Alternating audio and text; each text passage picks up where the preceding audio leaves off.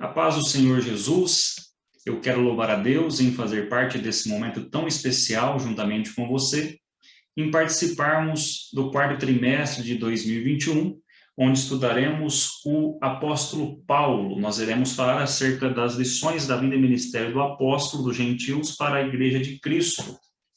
Eu confesso que demorei um pouquinho para ministrar ou tecer aqui esta aula, mas foi devido à nossa agenda. Nós tivemos uma agenda bem apertada essa semana, onde ministramos um casamento, estivemos participando de um fechamento de escola dominical, também demos uma palestra para a família, onde também ministramos um culto de ensino, e na quinta-feira estivemos na Igreja da Assembleia de Deus, Ministério do Belém, em São Paulo, onde Deus nos abençoou com a consagração a pastor. Desde 2012, eu sirvo a Deus como presbítero. Tenho em minha lembrança pastor Oséias de Oliveira, pastor supervisor de Campinas, também pastor Paulo Freire, onde deixo a minha gratidão a esta igreja tão querida, onde eu fiquei 10 anos ali. E também quero expressar a minha gratidão à indicação ao Santo Ministério, pelo pastor presidente, pastor Edmilson Câmara, também a sua esposa, a irmã Reni, e aprove a Deus nesse tempo estarmos agora, nesta quinta-feira, sendo consagrado a pastor. É uma alegria muito grande e deixo a minha gratidão a Deus e também parte a igreja que congrego aqui em Viradouro, em todas as igrejas que eu passei, em Campinas, também em Marília, onde construímos laços, onde Deus nos abençoou com pessoas maravilhosas. Também não me esqueço de pastor Oswaldo Sabino, diretor da Exatel, pastor Elande Mariano, onde congregamos 7 anos, pastor presidente de Marília, e foi uma alegria muito grande, nesta quinta-feira, recebermos a bênção do Senhor, ali em São Paulo, na Assembleia de Deus do Belém, a consagração agora como pastor. E eu louvo a Deus também pela sua vida, que faz parte da nossa história. Nós recebemos comentários edificantes no WhatsApp e no Telegram, e eu compartilho esse momento com você, e eu louvo a Deus pela sua vida. E a partir da semana que vem, Deus permitindo, adiantaremos as aulas, as próximas aulas. Essa lição, eu já li praticamente todas as lições, as 13 lições, eu devorei a revista, e nós iremos estudar então a vida do apóstolo Paulo. Se você está aqui pela primeira vez, eu sou o pastor Edivan Campos, seja muito bem-vindo a este canal, se inscreva, deixe o seu comentário, onde nós iremos aprendermos juntos acerca da palavra de Deus. A lição de hoje está maravilhosa e nós vamos agora aos slides para dar continuidade. Lembrando que aqui na descrição terá o grupo do Telegram, onde você entra e já tem todos os slides disponíveis, e também do WhatsApp. Nós temos aproximadamente em cada grupo 150 pessoas, e quando o grupo não está com 150 pessoas, nós repostamos as aulas para que vocês recebam os slides. Então, se você entrar no grupo do WhatsApp e não tiver nenhum slide, fique tranquilo que nós vamos repostando os slides para vocês receberem. Se não receber, me chame aqui no privado e nós enviaremos para vocês. Então, vamos à lição de número 1, que está maravilhosa. A lição de número 1, então, tem o seguinte tema: o mundo do apóstolo Paulo. Lembre-se assim, que o mundo do apóstolo Paulo era um mundo onde ele tinha todas as nações como uma plataforma de pregação para o evangelho. Mas podemos dividir esse mundo em 3 partes: o mundo romano, o mundo grego e o mundo judeu, onde nós iremos aqui ter uma visão panorâmica do que acontecerá em todas as lições, ou o mundo da qual Paulo vivia, que será aplicado a todas as lições. Nós iremos aprender em parte algumas coisas da vida do apóstolo Paulo, e nós vamos entender que ele é uma referência para todos nós como um servo de Deus, e o evangelismo, ele cresceu muito com as viagens missionárias do apóstolo Paulo, mas nós vamos estudar sobre as lições da vida e o ministério desse apóstolo, que foi fundamental para a igreja do Senhor. O texto áureo está em Atos 9, o verso 15. Disse-lhe, porém, o Senhor: vai, porque este é para mim um vaso escolhido para levar o meu nome diante dos gentios. Quando você ler gentios, você considere nações nesse contexto, e dos reis. Então, também Paulo seria ali aquele pregador entre a massa, entre as nações, mas também entre autoridades do mundo. E dos filhos de Israel. Também, dentro de Israel, Paulo pregaria, nós vamos entender isso. A verdade prática diz assim: segundo a sua soberana vontade, Deus usa circunstâncias para fazer uma grande obra. Quando nós lemos o texto áureo e vemos aqui o escritor, pastor Elienay Cabral, que realmente eu sigo há alguns anos, desde a minha conversão, é um pastor com uma didática excelente, e hoje nós temos aqui um presente em nossas mãos. Esta lição chegou até nós. Eu acredito que o pastor Elienay Cabral é muito conhecido pelos irmãos, a sua biografia é muito conhecida, e quando ele escreve esse texto áureo, ele está dizendo que Deus, segundo a sua soberana vontade, ele usa circunstâncias, ou seja, Deus sempre cria métodos, circunstâncias, para que o evangelho sempre vai crescendo, prosseguindo adiante. E é interessante que, quando nós olhamos aqui, Ananias, em Atos 9, verso 15, se opondo, dizendo para Deus que Paulo era um perseguidor, que realmente ele conhecia sobre a fama de Paulo, e ele se nega ali em primeira instância, mas Deus vai dizer: vai, porque este é para mim um vaso escolhido. Então Deus está olhando lá na frente quem seria Paulo. Na realidade, quando olhamos alguém no início da sua conversão, nós não vemos uma expressão, mas Deus, ele mostra a sua soberana vontade, e ele enxerga onde nós não enxergamos, ele vê o futuro. E agora Deus vê Paulo como um vaso escolhido, enquanto Ananias estava vendo simplesmente um homem perseguindo a igreja. Então o escritor vai dizer que Deus já tinha visto, já tinha criado circunstâncias para fazer uma grande obra através da vida de Paulo. A leitura bíblica em classe está em Atos 26, do 1 ao 7. Logo no verso 1, nós vamos ver Paulo estendendo a mão, porque Agripa, o rei Agripa, ele vai permitir que ele se defenda. Então, alguns dizem que Paulo coloca uma mão sobre o manto do rei, nessa parte, levanta outra, e ele vai ali se defender, que ele está sendo acusado pelos judeus, porque Paulo, ele realmente, agora, ele vai trazer ali um entendimento acerca de Cristo, onde os judeus já estavam ali firmemente e batiam forte, como Paulo também batia, contra uma vírgula que era mudada sobre o assunto que eles tratavam.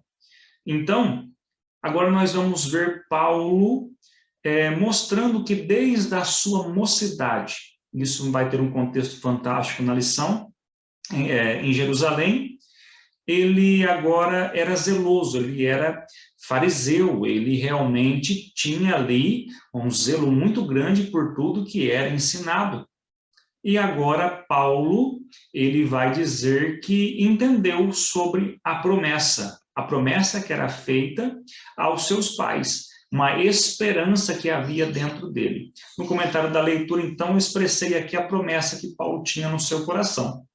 Sem dúvida, isso se refere ao Messias, o Salvador prometido que tiraria o pecado do mundo. Estamos falando de Jesus. A relação entre a vinda do santo e a crença dos fariseus estava em sua fé na ressurreição dos mortos.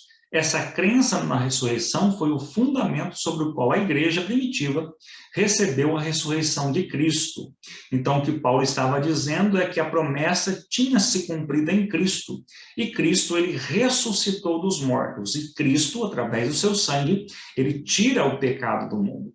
Então, o apóstolo Paulo está se defendendo e mostrando qual é a sua razão, qual é o seu dogma que estava dentro dele e no que ele acreditava. Aqui nós vemos, então, Paulo fazendo uma defesa. O ponto central diz assim: o mundo de hoje é uma porta aberta para o Evangelho. Eu vou por lá embaixo no objetivo, porque o nosso escritor ele colocou aqui, no ponto central, que o mundo de hoje é uma porta aberta para o Evangelho. Mas o nosso objetivo é saber como o mundo de hoje é uma porta aberta para o Evangelho. Então, preste bem atenção nessa expressão entre o ponto central e o objetivo, porque ele está dizendo que o mundo é uma porta aberta. E a intenção dessa lição é mostrar como abrir a nossa mente ou saber como o mundo de hoje é uma porta aberta para o Evangelho. Ou seja, ele é nos despertar, assim como o apóstolo Paulo se despertou e tinha o mundo como plataforma da sua pregação. Então, a lição de hoje vai nos fazer entender que o mundo é uma porta aberta para pregarmos o Evangelho. A introdução diz assim: o assunto deste trimestre é a vida do apóstolo Paulo. E quando nós lemos aqui a vida do apóstolo Paulo, está dizendo de alguém de referência. É uma vida da qual nós temos uma referência para estudar. Existe hoje uma falta de referência. A falta de referência de um amigo, a falta de referência de um pai de família, alguém que assume o dever de um provedor da casa, de ensinador, de uma boa mãe, de um bom pregador, de um bom pastor. Está faltando em nosso meio referências. E se nós chegamos aqui hoje, é porque nós temos referências que estão nos fazendo andar também. É claro que a nossa maior referência é Jesus Cristo, mas nós também nos inspiramos através da vida do apóstolo Paulo, que nos ensina acerca de Jesus. Para compreendê-lo melhor, veremos como era o mundo que o apóstolo atuava. Paulo foi vocacionado para levar o nome de Jesus diante dos gentios. Disse-lhe, porém, o Senhor: vai, porque este é para mim um vaso escolhido, para levar o meu nome diante dos gentios e dos reis e dos filhos de Israel. Atos 9:15. O tópico de número 1, então, vai falar acerca de um mundo que Paulo vivia. Nós falamos, então, sobre os 3 mundos de Paulo nessa lição. E, primeiramente, é o mundo de Paulo no Império Romano. Nós vamos, então, aqui no tópico 1, no subtópico 1, entender a origem de Paulo. Há poucas informações concretas acerca da vida cronológica de Paulo. Geograficamente, Paulo, que era o nome romano, era natural de Tarso, capital da Cilícia, que ficava às margens do rio Cídnus, na Ásia Menor. Sobre o seu nascimento, não temos data precisa, talvez tenha ocorrido no ano 5 a.C., ou no ano 5º a.C. Dessa forma, quando o nosso Senhor foi crucificado, Paulo poderia ter entre 30 e 35 anos de idade. Eu coloquei aqui nesse mapa onde Paulo nasceu, em Tarso. Você pode olhar que está ali grifado, e abaixo, lá embaixo, tem Jerusalém. E é interessante que Paulo não nasce em Jerusalém. Às vezes nós vemos alguém falar que Paulo trocou o seu nome de Saulo para Paulo, do maior para o menor. Não, Paulo ele não nasce em Jerusalém. Paulo ele nasce em Tarso. E Tarso era dominado por Roma. Tarso era uma cidade muito importante da cultura romana. E agora, provavelmente, o pai de Paulo está ali. Nós não sabemos ao certo se o pai de Paulo nasceu ali. Eu já vi alguns comentários que o pai de Paulo poderia ter ali ido na dispersão para aquela cidade, talvez ele poderia ter sido um escravo, e ele já tinha sua liberdade ali, e Paulo então também ganha ali a cidadania romana, ou ela poderia ser comprada, mas enfim, ao certo que Paulo nasce em Tarso e ele tem a sua cidadania romana. Mas como ele era filho de judeu, Paulo, então, ele tinha a sua cidadania.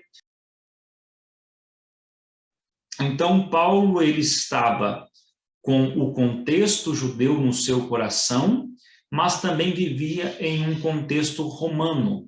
Paulo era um homem que tinha, naquela época, um domínio sobre todos os mundos da sua época. Nós vamos estudar isso.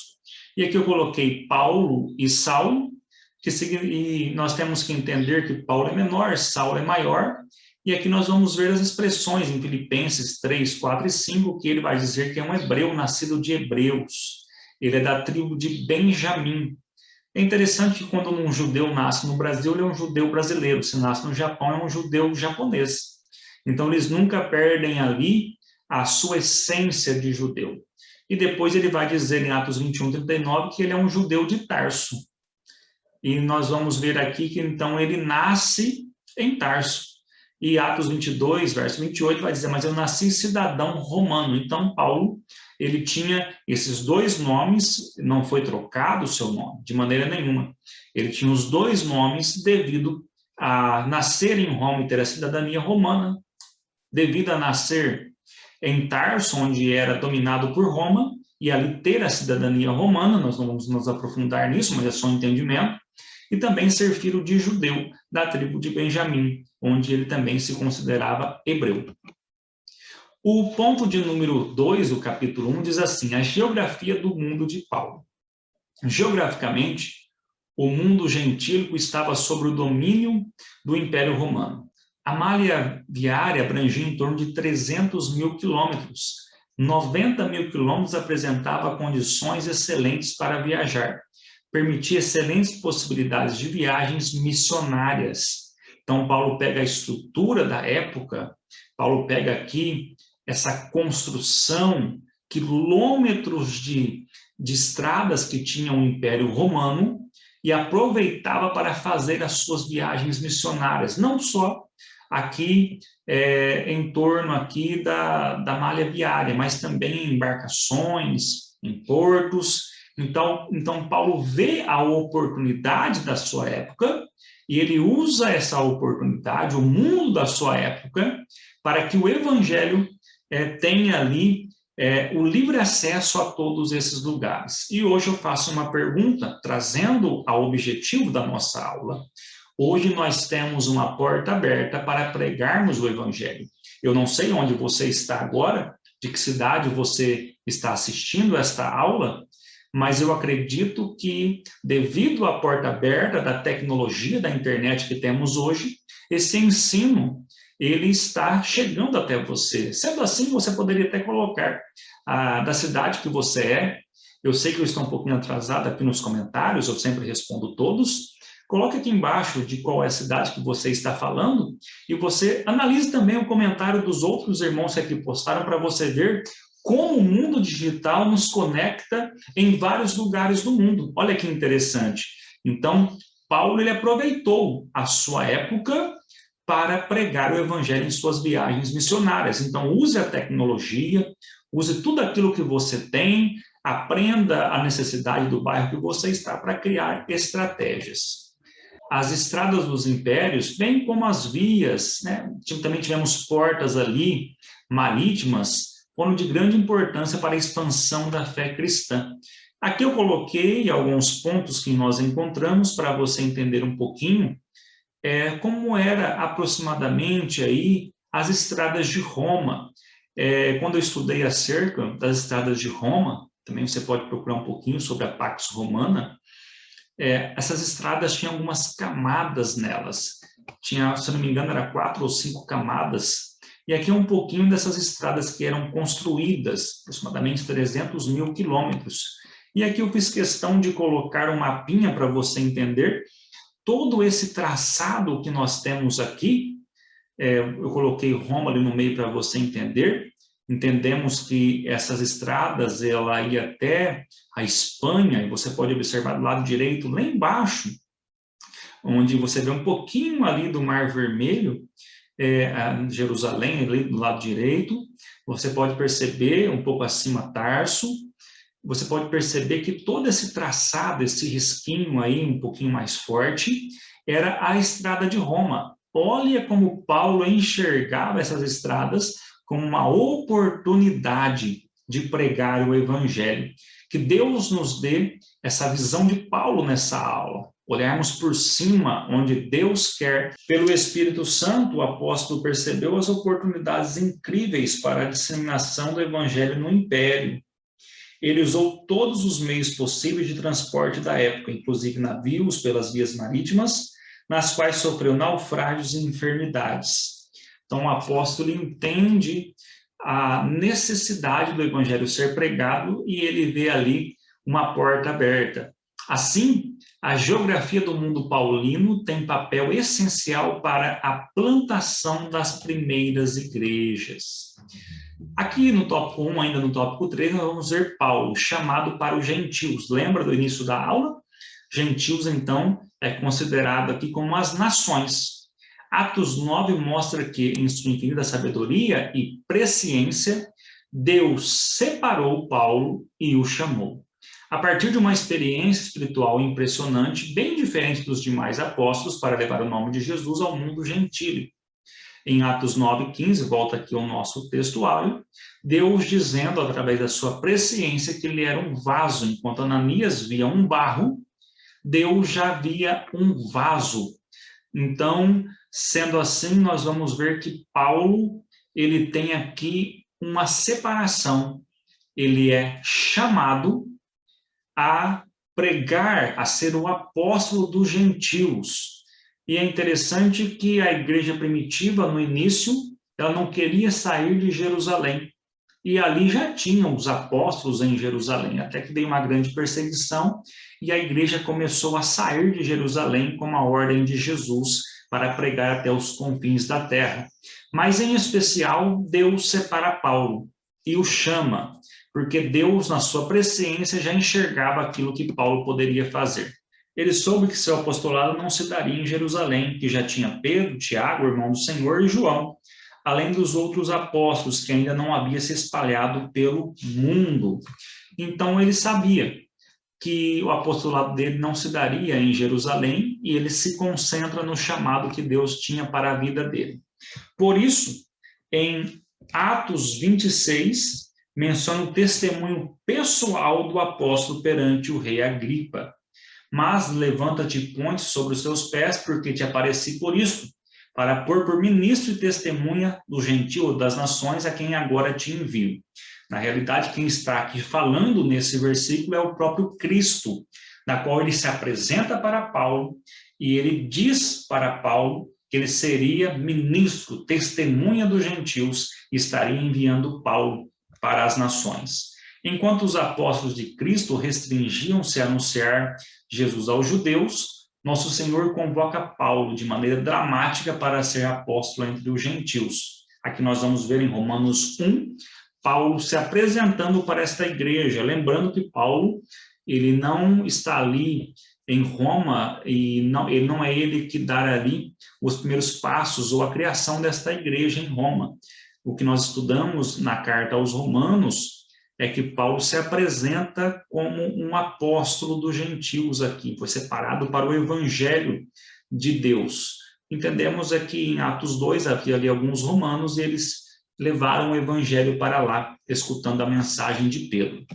Nós temos então aqui uma referência do nosso pastor Guilherme Cabral, e ele frisa aqui muito bem: o nosso Senhor continua a chamar pessoas para um ministério. Precisamos estar sensíveis à voz do Espírito Santo a nos chamar. No ponto 2, então, nós vamos ver o mundo cultural de Paulo. Já passamos, entendemos um pouquinho do mundo romano, e agora nós vamos entender do segundo mundo, que era o mundo grego. A língua mundial daqueles dias era o grego. Para o povo judeu, o hebraico e o aramaico eram línguas nativas.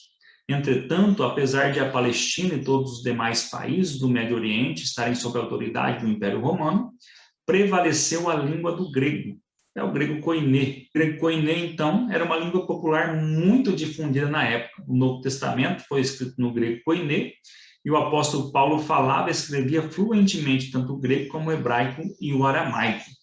O grego koiné era uma linguagem de fácil acesso, uma linguagem mais simples, e eu analisei algumas coisas acerca do grego koiné, e alguns dizem que até os evangelhos foram escritos no grego koiné para melhor circulação, porque alguns romanos ainda não entendiam esta linguagem. Lembrando que o Império Grego, ele helenizava, eles colocavam essa língua e queria essa língua nativa em todos os lugares. Roma não se expressava dessa forma, seu império era diferente.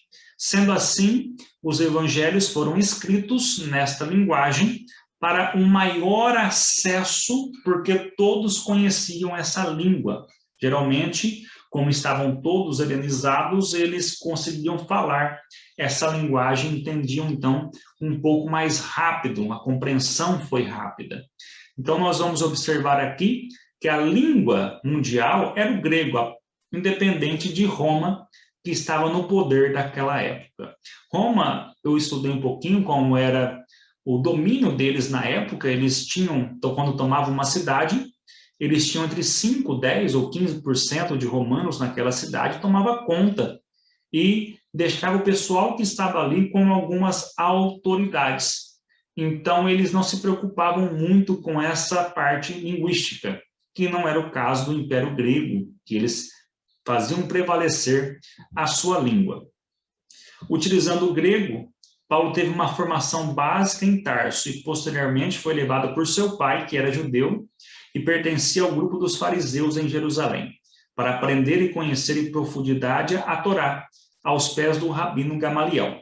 O que entendemos aqui é que Paulo ele tem uma formação agora no grego, conhecendo a língua, a cultura, na sua época em Tarso, e depois ele é levado pelo seu pai. Geralmente o judeu ele se apresentava no templo com 12 anos, foi o caso de Jesus, e ali teria uma cerimônia chamada Bar Mitzvah. O que é isso? Bar Mitzvah significa dono de si mesmo, onde eles estavam assumindo a sua posição espiritual diante de Deus. Nós vemos isso no Salmo 119, como purificará o mancebo o seu caminho, observando a palavra de Deus. Então, eles narravam algumas coisas, colocavam um cap, desciam um filactério, algumas fitas de couro, e descia nos seus braços e colocava os mandamentos escritos no seu coração, da qual eles recitavam. Por isso que está dizendo, escondi a tua palavra no meu coração. E dentre essas crianças, aqueles que tinham mais entendimento, eram separados para dar continuidade. Alguns escritores vão dizer que Paulo inicia ali o seu chamado com 14 anos, ali aprendendo a Torá e conhecendo isso em profundidade. Tal era o seu desenvolvimento que ele estudava com um dos maiores ensinadores, o rabino Gamaliel, na sua época. Depois nós vamos ver aqui no capítulo 2, no subtópico 2, o mundo cultural do apóstolo Paulo. O Império Romano respeitava a diversidade religiosa desde que respeitassem os seus deuses. Em Roma havia os cultos às entidades gregas. Eu não vou citar todas, mas, por exemplo, se nós pegássemos aqui uma dessas entidades, nós poderíamos falar sobre Asclépio, que até hoje é uma divindade de cura, é usada como símbolo na medicina. Quando você vê um médico, analisa o símbolo da medicina, vai dizer acerca desse Deus. Tem coisas que estão enraizadas daquela cultura até hoje, até mesmo aqui no Brasil, em nossa cultura. Isso foi tão difundido na época que Paulo ele analisa todos esses deuses e, vendo essa diversidade, ele cria agora uma espécie de evangelização em cima desses assuntos. Ele faz agora que o nome de Jesus seja glorificado. E é interessante que Paulo ele se expressa dizendo sobre todas essas divindades que teriam que ser feitas com ouro, com prata, com bronze, com madeira, e que Deus, o verdadeiro Deus, ele não seria feito por mão humana, que é o caso de Atos 17, 15 e 34, quando Paulo ele cita acerca do Deus desconhecido. Paulo ele analisa ali e vê que no Areópago que todos eles adoravam ali a vários deuses feitos por mãos. Quando Paulo vê uma brecha, vê um lugar que não tinha nenhum Deus, o Deus desconhecido, então ele vai falar acerca do Deus desconhecido, que não é feito por mão humana. Então Paulo enxergava uma oportunidade para os deuses. Se Deus mandou você para esse lugar, vamos ter a visão de Paulo.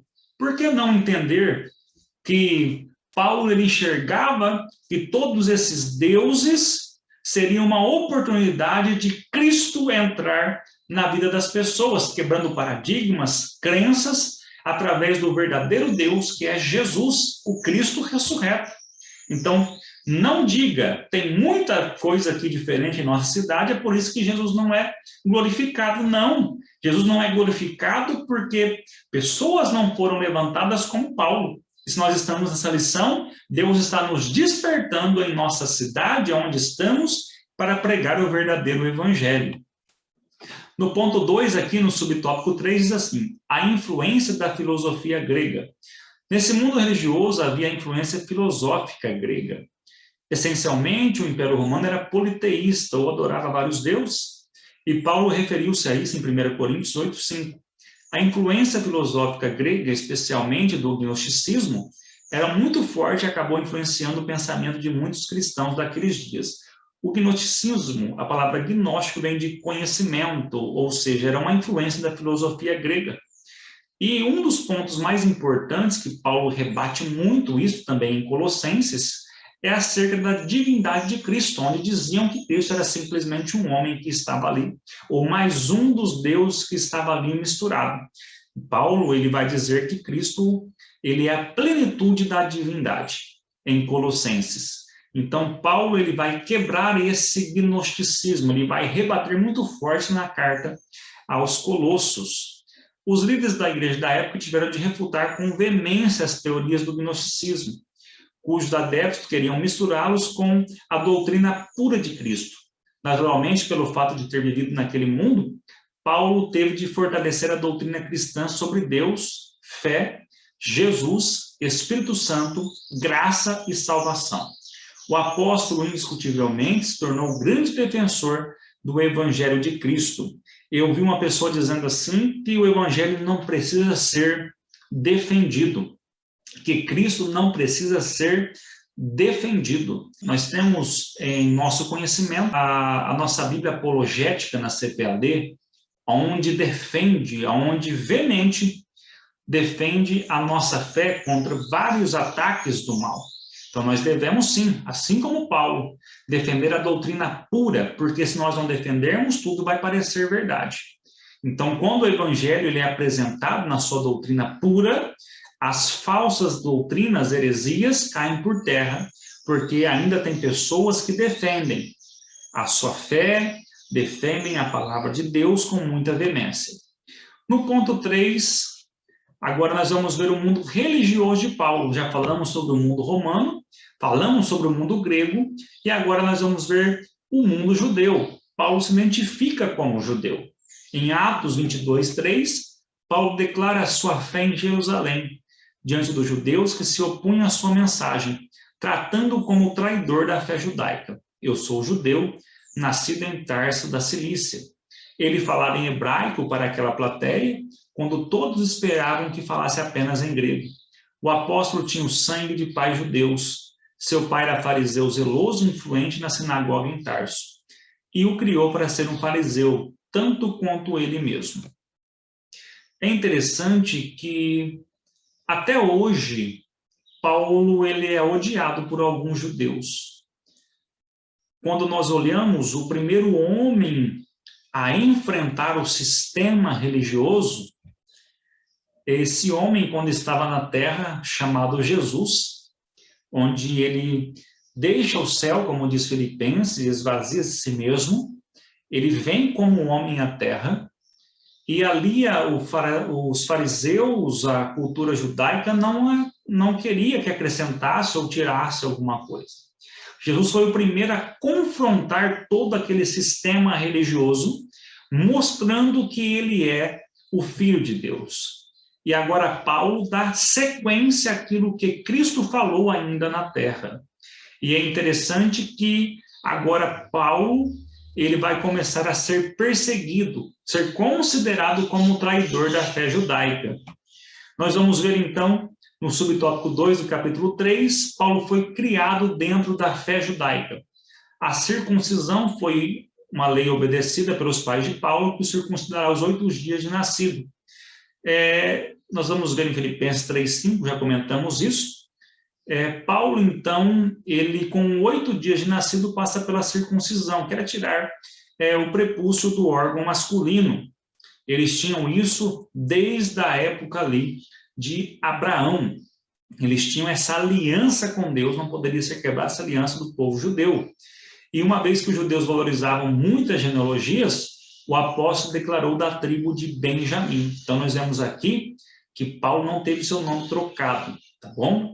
Ele tinha, então, essa dupla cidadania entre Saulo e Paulo, entre Tarso, e também agora ele está dizendo que é da tribo de Benjamim. Nós vamos ver aqui, então, que dentro da fé judaica, Paulo se declarou ali, se tornou um defensor.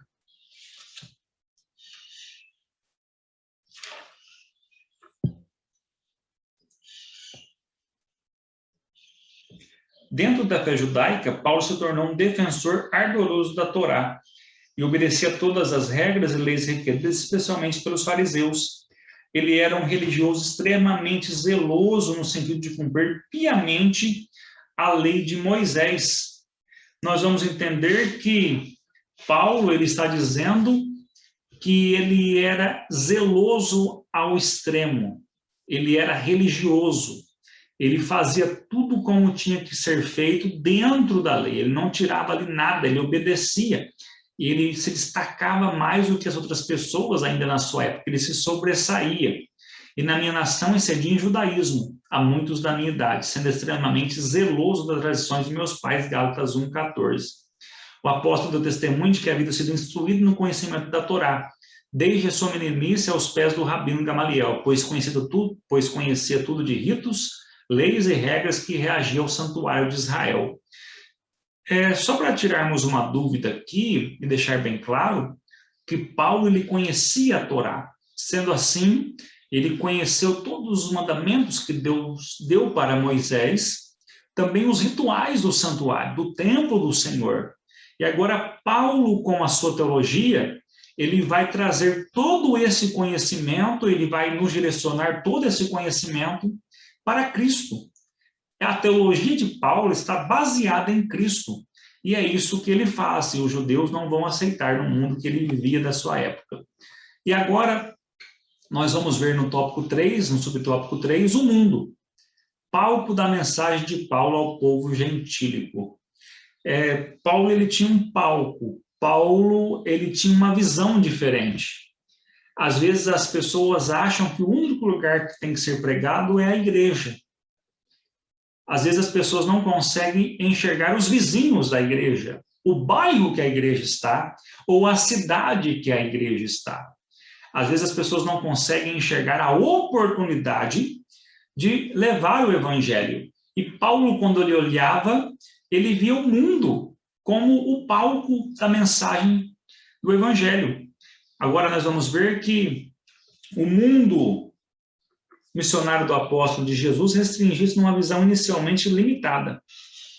Quando o Senhor convocou Paulo, o chamou pelas características que precisava para disseminar o evangelho no mundo gentílico.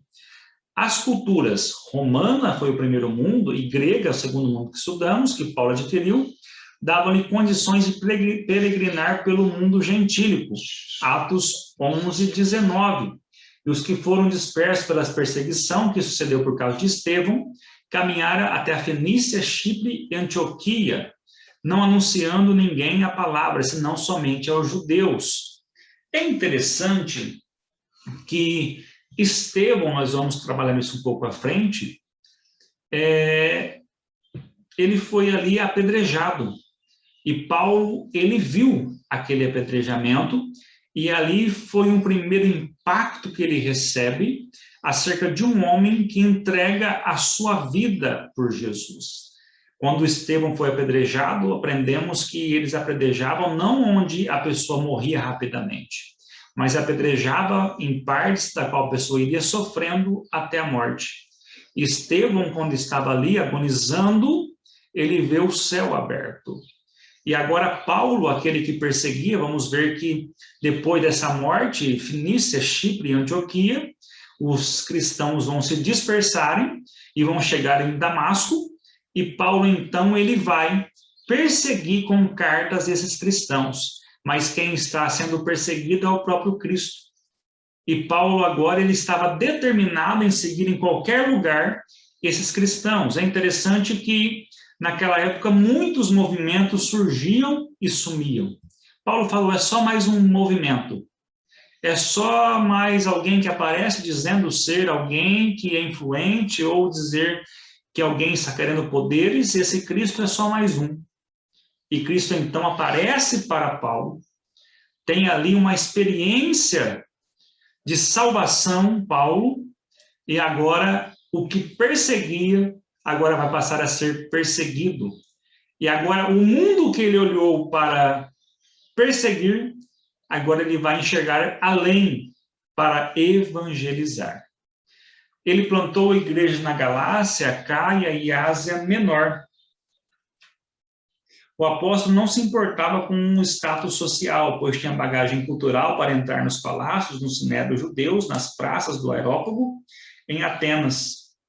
Portanto, o mundo dos gentios foi o palco que o Espírito Santo montou para que Paulo pregasse o nome de Jesus e estabelecesse novas igrejas para onde passasse. O mundo de hoje é esse mesmo palco que o Espírito Santo preparou para que preguemos o evangelho com a graça de Deus. Eu quero aqui deixar somente esse pensamento, que Deus nos dê nessa lição a visão da porta aberta que temos para o evangelho de hoje. Aquilo que podemos alcançar através da visão que o Espírito Santo pode nos dar para pregarmos o evangelho.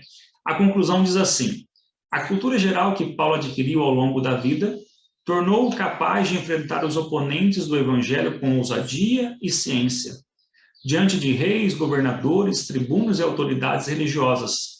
O apóstolo é excelente orador e arguto no conhecimento de várias ciências.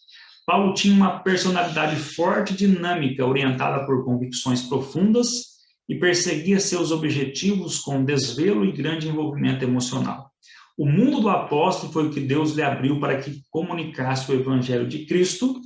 Que Deus abençoe grandemente a sua vida, e eu te espero então na lição de número 2. Deus te abençoe.